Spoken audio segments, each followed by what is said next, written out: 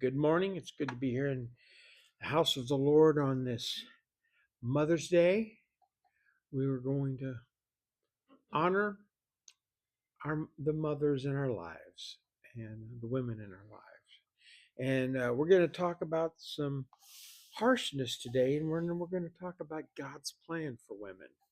But let's start out. What is God's plan for women? Did He have one? Did He place woman on this earth without an idea of what He wanted them to do? No, women were made from Adam. They are a part of Adam to be a helpmate to man, not a footstool, not a second class citizen, as some cultures treat women, but a helpmate. Now, in a partnership, how important are the partners? Well, if you have two people in a business arrangement and one person does all the work and one doesn't help with anything, is that a very good partnership? In business, no. If you're partnered together, you need to help each other, right? Sometimes they divide work and responsibilities differently. And is that not what a marriage is? Do we not have different responsibilities, different duties? But yet we are to be a partnership, aren't we? A partnership under Christ. So, unfortunately, what do women value in the world today? And I'm speaking generically women, not the women sitting right here today. What do they value? Material things, attention, self grandization. I mean, you look on YouTube, all these followers, they want to make it about who? Themselves. They're selfish, aren't they? Is that what God designed women to do and to be? Now, are any of these female influencers, are they happy? No. Most of the time they're doing what? They're complaining about what they don't have. And they could have millions, but they still complain about what they don't have.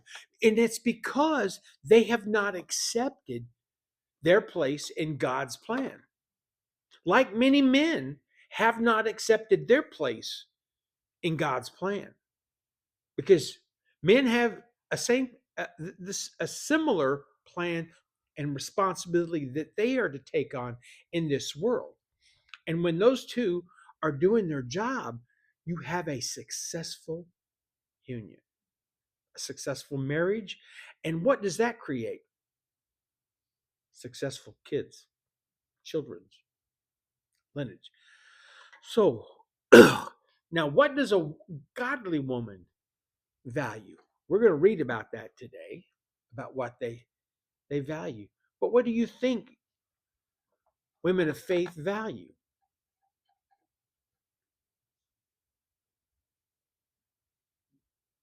A woman of faith is going to value what?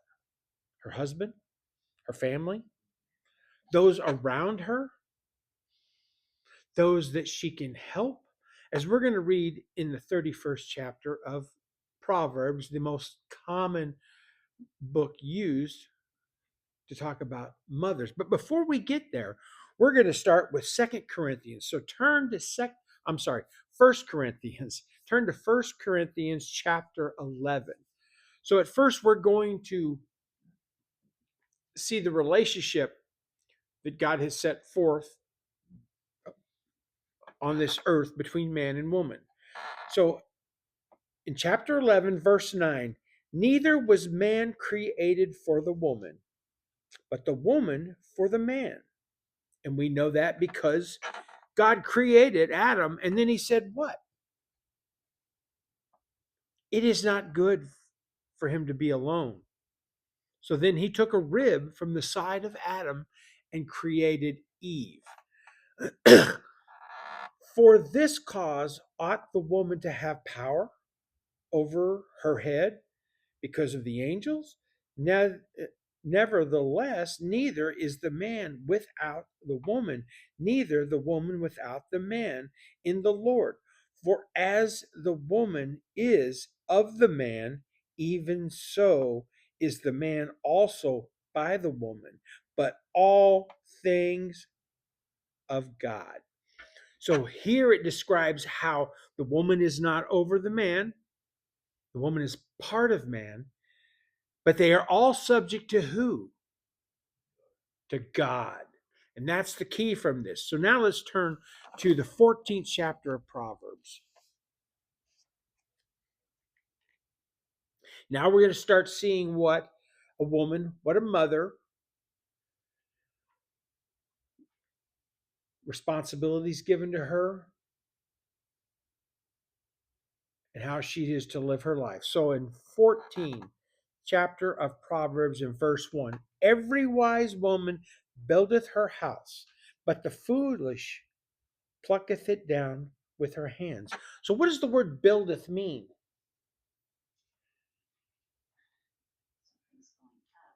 It's going up. It is a constant effort to make it better, right? It's very well put. It's a labor.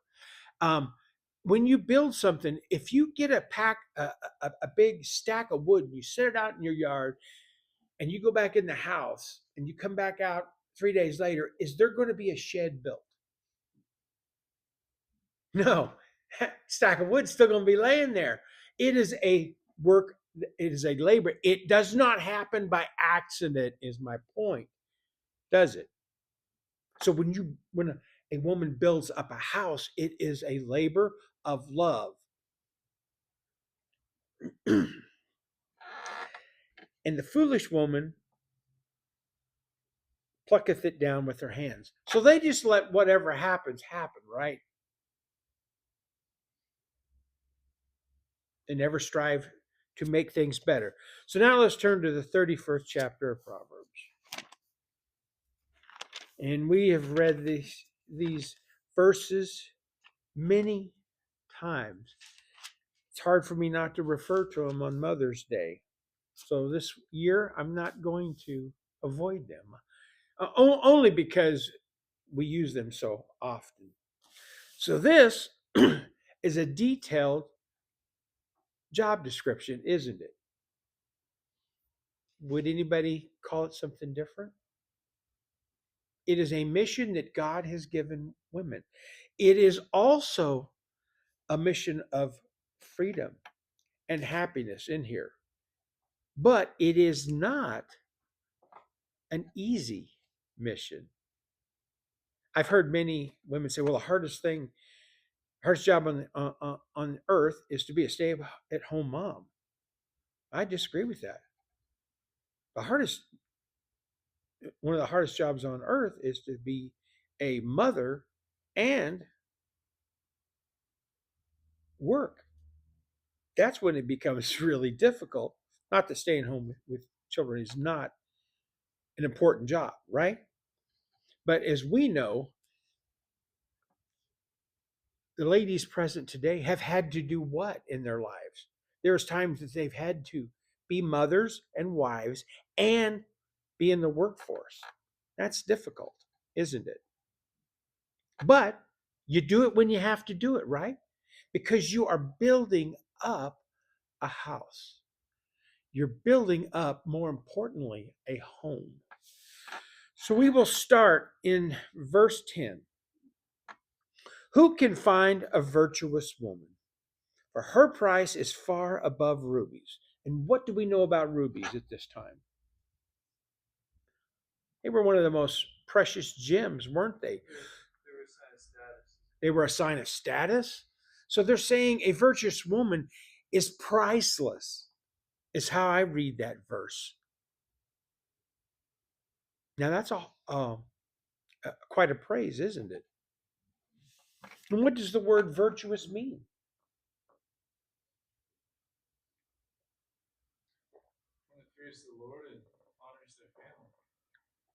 Right. Her her motives are what?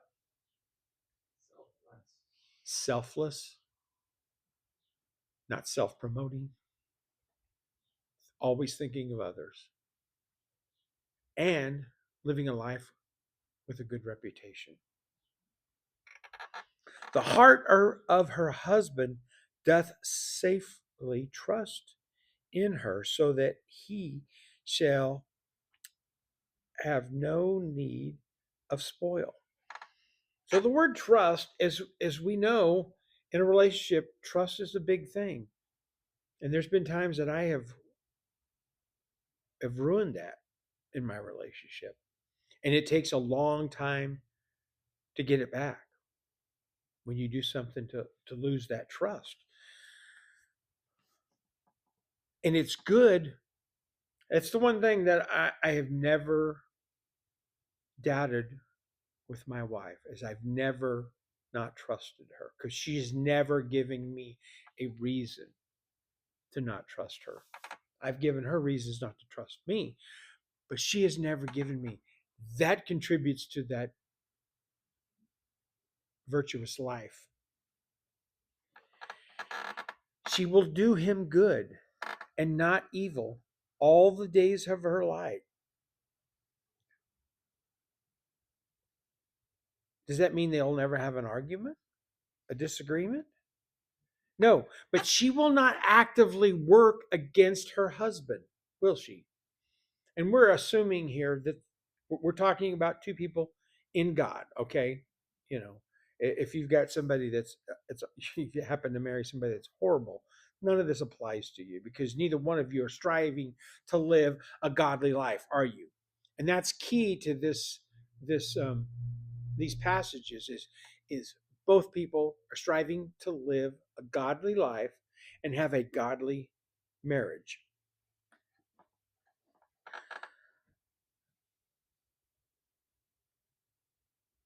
And how long will she do that?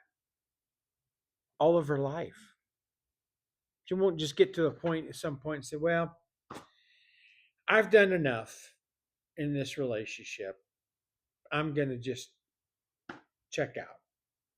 And likewise for a husband, they should never get to a point where they say, well, I've done enough. I'm just going to check out. No, you're to stay attached, working together. She seeketh wool and flax and worketh willingly with her hands. And what is wool and flax referring to?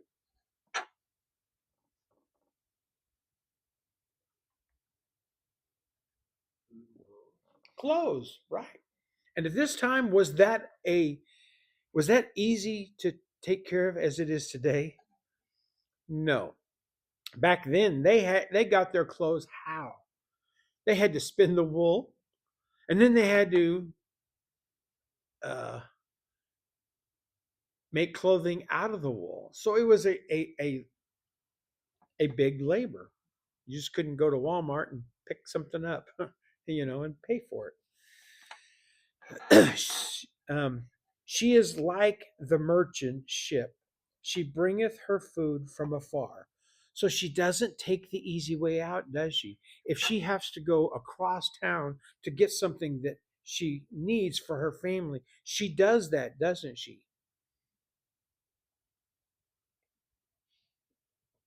She rises also while it is yet night, and giveth meat to her household and a portion to her maids. So what does she do there? She's the first one up. And I remember this as a child, my granny getting up before everybody else would get up to make breakfast and to have that ready when everybody else got up. And my dad speaks about his sisters and his mother getting up a long time before the men got up because they had making breakfast back then. You couldn't go to the freezer and pull out a Jimmy Dean breakfast sandwich and pop it in the microwave. And they would also, during that same time, be cooking chicken for lunch before they went to the fields. It was a big task. It is a big task. And it's all to take care of her house, to take care of her home. She considereth a field and buyeth it. With the fruit of her hands, she planteth a vineyard. Now, this has always been a very key verse for me, because what is God doing here to women, to mothers? Is he not empowering them to be businesswomen also? So the people that say, women are supposed to just stay at home and do nothing except take care of their family are incorrect. That they should not have aspirations to better their lives. Here they're empowered to be a small business person, aren't they? To buy a field, planteth it. She girdeth up her loins with strength and strengthen her arms.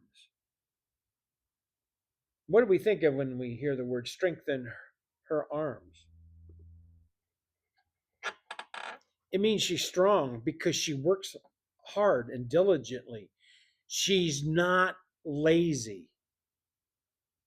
I've never seen a good mother, a good wife that was lazy, right?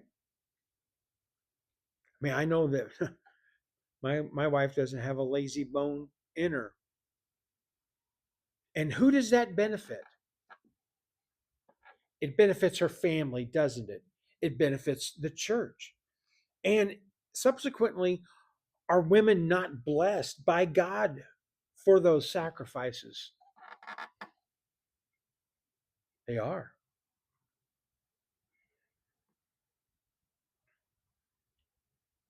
She layeth her hands to the spinning wheel, and her hands hold the distaff. She strengthened out, she stretches out her hand to the poor. Yea, she reaches forth her hands to the needy. So she even moves beyond taking care of just her family, doesn't he? And as we have discussed, it's good to be charitable, right?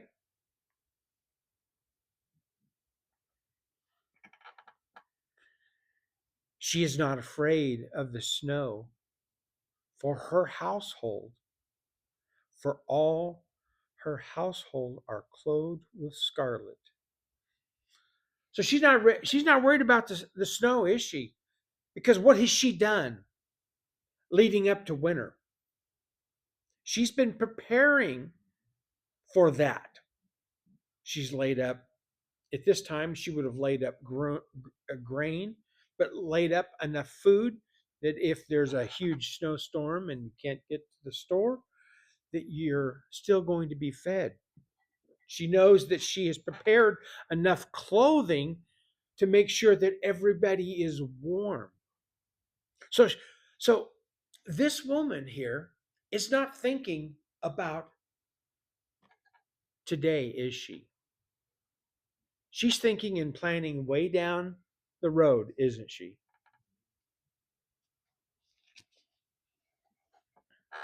She maketh her coverings of tapestry. Her clothing is silk and purple, which just means that she makes sure her family has the best that she can give them.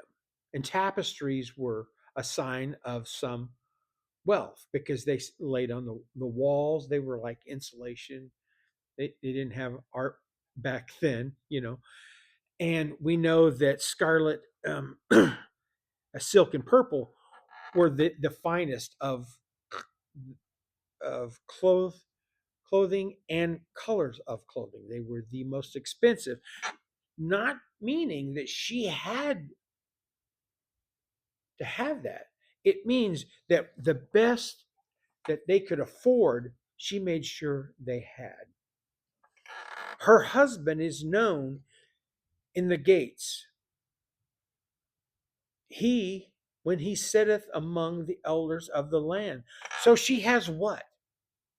She has a good reputation for her husband, because her husband doesn't go and sit with the elders and the men and hear bad things about his wife being a gossip. a um, a busybody, those types of things, which can greatly reduce respect in her family and really amongst herself, isn't it? Because if you get the label of being a gossiper, that's not a good it's not a good reputation. She is concerned about her reputation. She is concerned about the reputation of her husband and her family and of her church. She maketh fine linen and selleth it, and delivereth girdles unto the merchants. So there she is, making and selling. She's a working outside of the home, isn't she? Strength and honor are her clothing, and she rejoice in all times to come. So is that a compliment when you say that you have strength and honor, and those are what you're shrouded in? I would love to be thought of that way, to be an honorable man,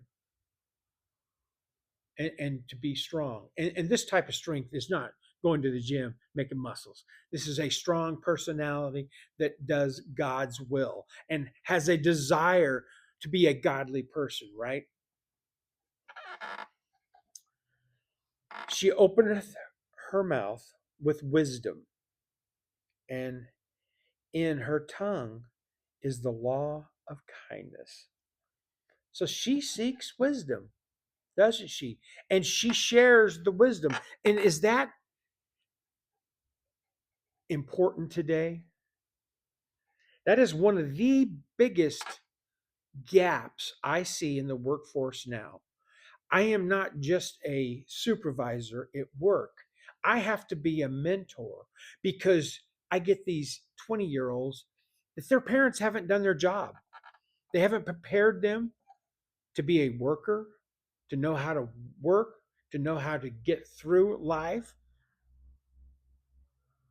And so you have to be a mentor. And that's what she is here. She has wisdom because of the life she has chosen to live, and she shares it with younger people. And that is important. And what is the most important wisdom we can share? The Word of God.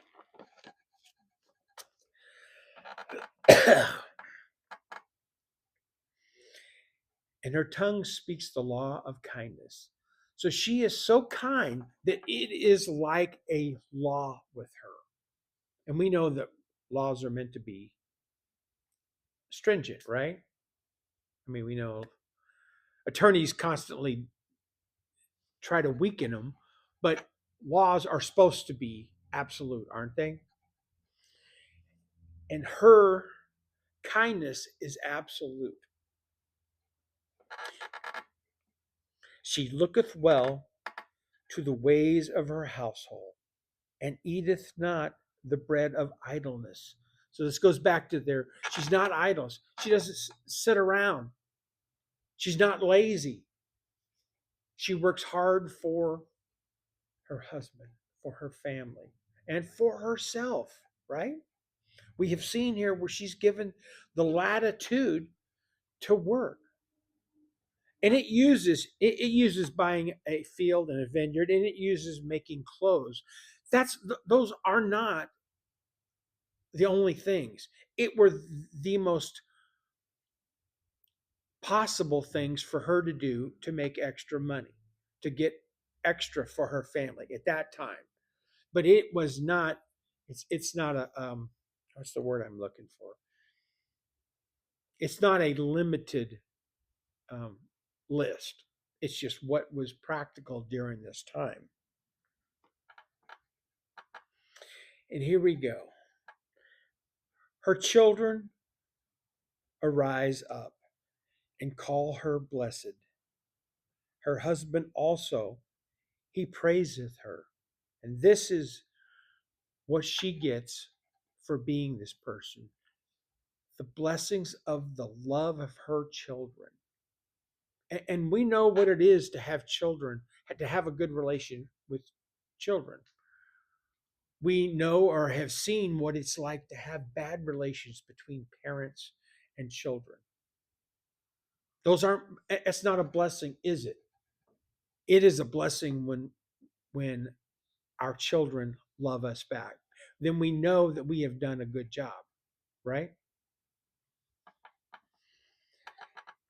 The same thing with her husband. He praises her, to her and to those around her, because she is priceless and she is a great blessing.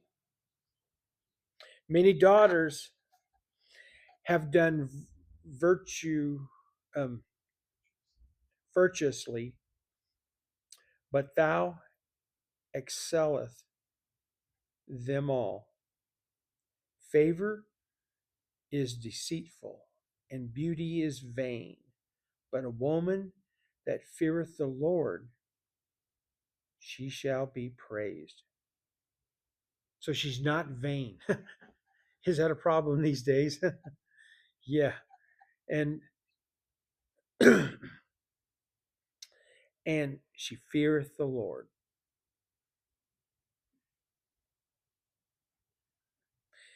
Give her of the fruits of her hand, and let her own works praise her in the gates. Her life is a tribute to God, to her husband, and to her family, and to herself. That's what this blueprint creates. So when women and mothers don't do their God given job, they're not going to find lasting happiness, are they? And men are the same way. They were given instructions as to how to lead their family. But if we, and who in this world has enough happiness, enough joy? So if we want more of that, we need to follow God's blueprint. Thank you for your time and your attention. Let's prepare for a closing song.